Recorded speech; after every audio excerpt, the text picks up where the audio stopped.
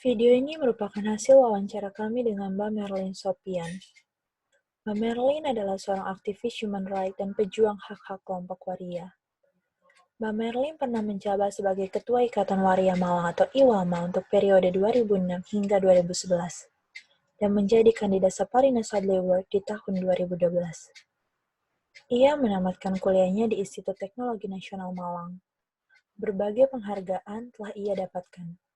Sebagai pemenang Ratu Kecantikan Putri Waria Indonesia di tahun 2006, dan ia juga dianugerahi gelar Dr. Honoris Causa atau DAC dari Northern California Global University Amerika sebagai aktivis sosial HIV/AIDS.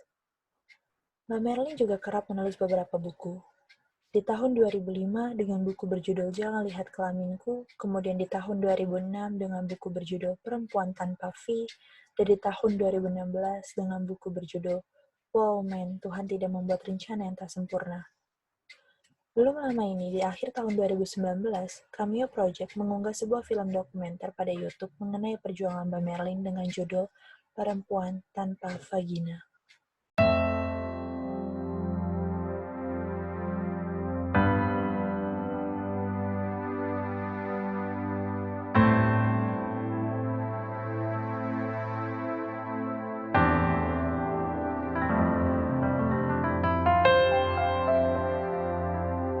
Menjadi perempuan itu bukan perkara fisik, tapi jiwa. Jadi ini bukan masalah keinginan, bukan masalah memilih. Karena saya dilahirkan sebagai Aryo Pamungkas adalah bagian dari keinginan orang tua saya yang pengen punya anak laki-laki bungsu.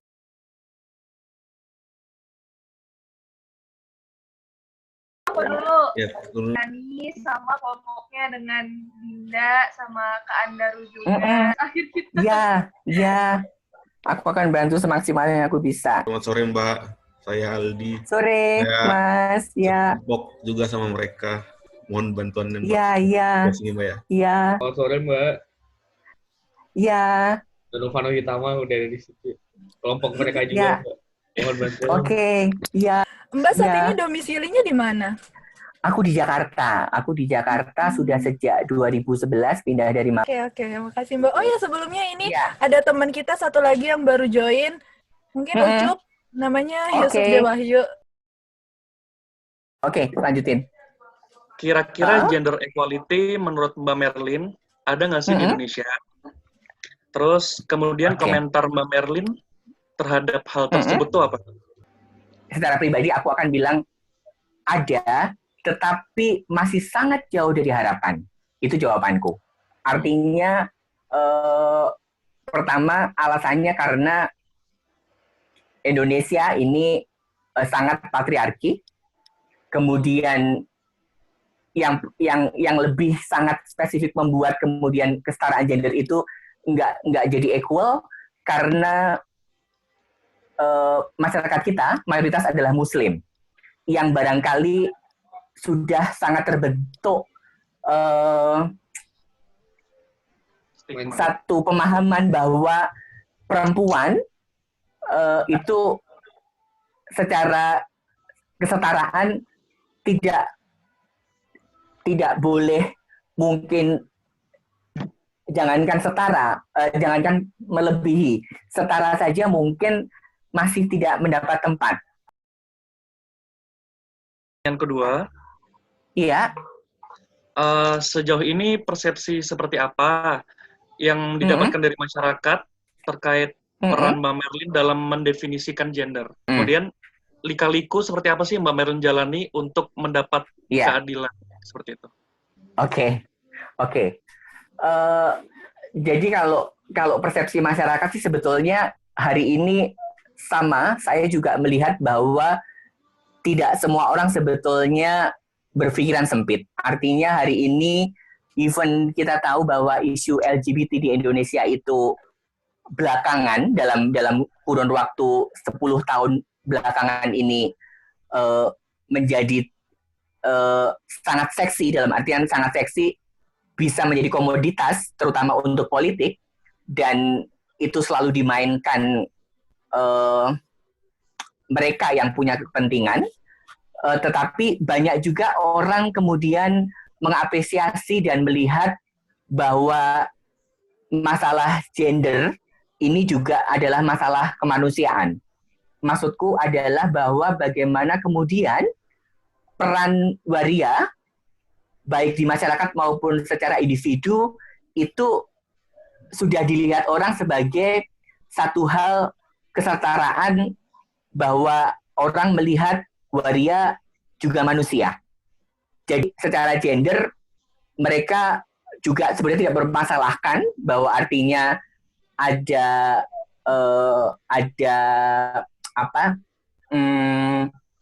alih gender itu buat sebagian masyarakat kita yang pastinya tidak konservatif itu hari ini mereka memberikan respect. Tetapi untuk orang-orang yang konservatif, terutama mereka yang dalam hal ini konservatif terutama dalam pemahaman-pemahaman agama, itu apapun itu mereka menolak. Kalau liku-likunya sih sampai hari ini artinya saya sampai hari ini menjadi aktivis itu sudah hampir 28 tahun. Jadi sejak saya umur 20 dan masih kuliah, dulu juga posisi masih kuliah sudah menjadi aktivis, dan kemudian perubahannya adalah cuman tentang hari ini liku-likunya lebih karena ada kepentingan kelompok yang kemudian memanfaatkan isu komunitas secara global, sebetulnya tidak transgender pada khususnya, tetapi secara global, yang membuat kemudian dinamika perjuangan ini jadi makin tinggi. Baik. Ya. Untuk pertanyaan selanjutnya, Ya. Menurut Mbak Merlin, apa di Indonesia, khususnya di Malang, masih adakah orang yang meremehkan tentang gender equality? Oke, seperti saya sampaikan berulang kali dan juga sudah dibuktikan oleh program serta kementerian sendiri, bahwa Malang itu adalah kota yang sudah inklusif jauh sebelum program inklusi ini didengungkan. Bahkan ketika saya masih di Malang dulu tuh nggak perlu ada program inklusi ini, Malang itu sudah sangat cair, yang memang tidak ada benturan antar agama, antar suku, ras, bahkan terhadap minoritas terutama transgender sendiri, Malang itu sangat welcome. Bahkan kalau saya boleh bilang, terakhir saya pulang ke Malang Oktober lalu ketika mengadakan acara di UMM, itu dihadiri oleh sekitar 700 orang mahasiswa dan akademisi, itu luar biasa, dan masyarakat Malang juga masih sangat menyambut saya dengan baik. Nah, terus kan kita sendiri nggak bisa nih ngebatasin omongan orang. Terus tips Mbak Merlin apa sih buat embrace yourself, kayak bener-bener being yourself, terus kayak ya udah ini saya gitu. Terserah orang mau gimana, mau nerimanya. Nah iya, lebih ke self love-nya gimana sih? Soalnya kayak kagum banget. Oke, matur suwun. Ini kalau menurut saya sebetulnya justru masa tenang, masa damai itu di era sebelum sosmed ada. Tapi kalau saya boleh bilang, sosmed, apapun yang saya miliki, mau Twitter, mau Facebook, mau Instagram, itu real, my real life. Artinya, saya nggak mau jadi fake di satu tempat menjadi A, dan di satu tempat menjadi B.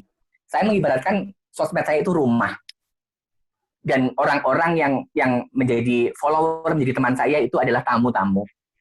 Ketika mereka kemudian ngetok, dalam artian mereka request, saya accept. Ketika saya tahu mereka baik, saya persilahkan untuk duduk, atau mungkin chit-chat, ngobrol, memberikan komentar, saling mengomentari. Saya kenapa kemudian selalu berusaha menjawab setiap komen-komen yang masuk, bukan karena kengangguran, tapi itu bagian dari silaturahmi saya kepada orang lain, even diri. Saya hari ini akan buat kamu menangis dan saya yang jadi selalu ketawa. Dengan bagaimana caranya? Nggak meduliin lagi omongan mereka. Lu mau ngomong apa aja, itu nggak ngaruh buat gue. Ya. Untuk pertanyaan selanjutnya, menurut Mbak Merlin, apakah bisa gender equality terwujud di kehidupan bermasyarakat di Indonesia?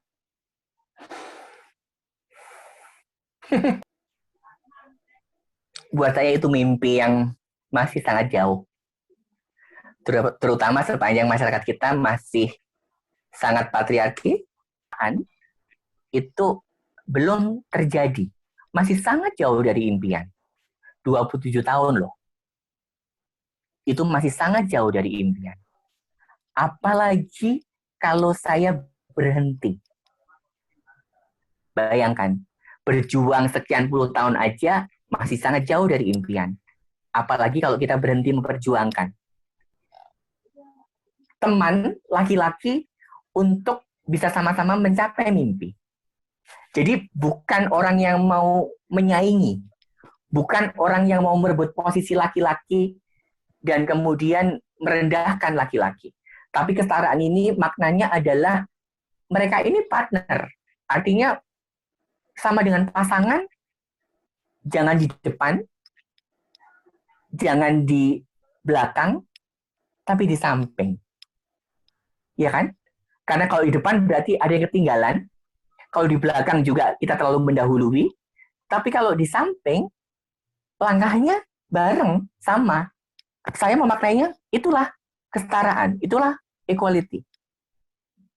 Jadi, bukan masalah siapa yang akan lebih oke, tapi bergandengan bersama, seiring, kanan-kiri, seimbang, itu membuat kita sama-sama bisa mencapai mimpi lebih baik.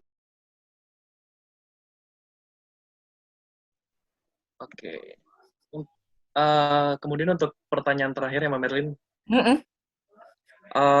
kira-kira harapan apa yang bisa dilakukan oleh generasi muda seperti kami dan mahasiswa-mahasiswa lain untuk mewujudkan gender equality ini? Ketika kita memberi kesempatan diri kita sendiri untuk mencoba dan belajar, saya yakin kemungkinan bisanya akan lebih banyak daripada tidaknya. Karena kita melalui proses itu. Kita belajar, kita tahu, even mungkin nggak berhasil, it's okay. Tapi kita sudah membuktikan bahwa kita sudah berusaha. Tidak menyerah sebelum berperang. Manfaatkan situasi hari ini untuk spread love. Spread equality. Dengan caranya apa? Dimulai dari kita sendiri dulu.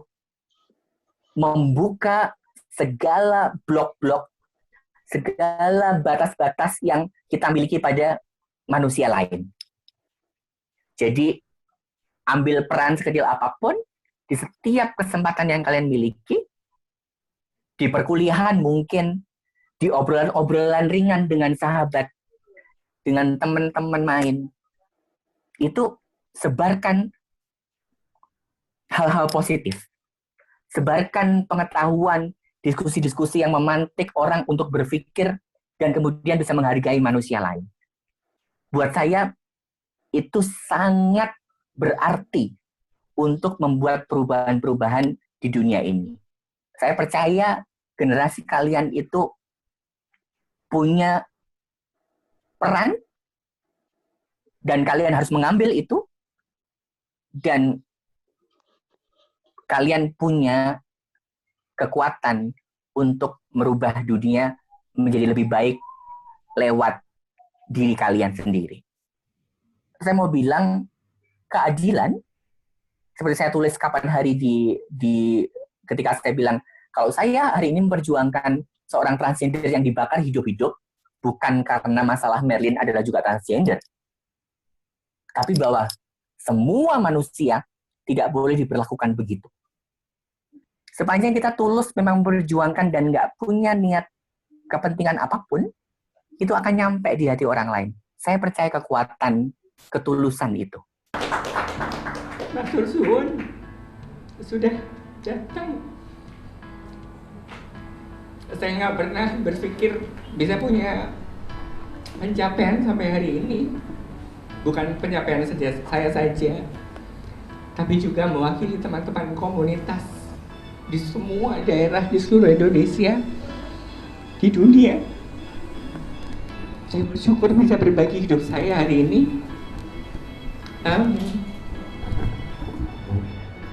Buku ini saya dedikasikan untuk almarhum papi dan almarhumah kami yang sudah memberikan warisan nilai-nilai hidup yang luar biasa untuk hidup saya. Bahwa identitas gender serta ekspresi gender saya yang dianggap berbeda tidak lantas membuat saya kehilangan hak untuk hidup sebagai pribadi yang baik. Jadi baik atau tidak itu pilihan kita secara personal. Hidup kita tidak ditentukan oleh penilaian dan cap dari orang lain. Nah, jadi kesimpulan yang didapat dari kelompok kami berdasarkan hasil diskusi dengan Mbak Marlin adalah gender equality ini ada di Indonesia. Hanya saja pengaplikasiannya ini masih jauh dari harapan. Hal ini dikarenakan agama Islam yang masih menjadi mayoritas kepercayaan para individu di Indonesia yang katanya percaya akan adanya gender equality. Nah, menurut Mbak Marlin, tidak semua orang hari ini berpikiran sempit. Bahkan, isu LGBT di Indonesia 10 tahun belakangan ini sudah menjadi isu yang sangat seksi atau isu yang sangat bagus untuk politik dan selalu dimainkan oleh mereka yang punya kepentingan. Jadi, apakah gender equality ada di Indonesia? Tadi merupakan hasil diskusi dari kita dan Mbak Marlin. Kalau menurut teman-teman bagaimana?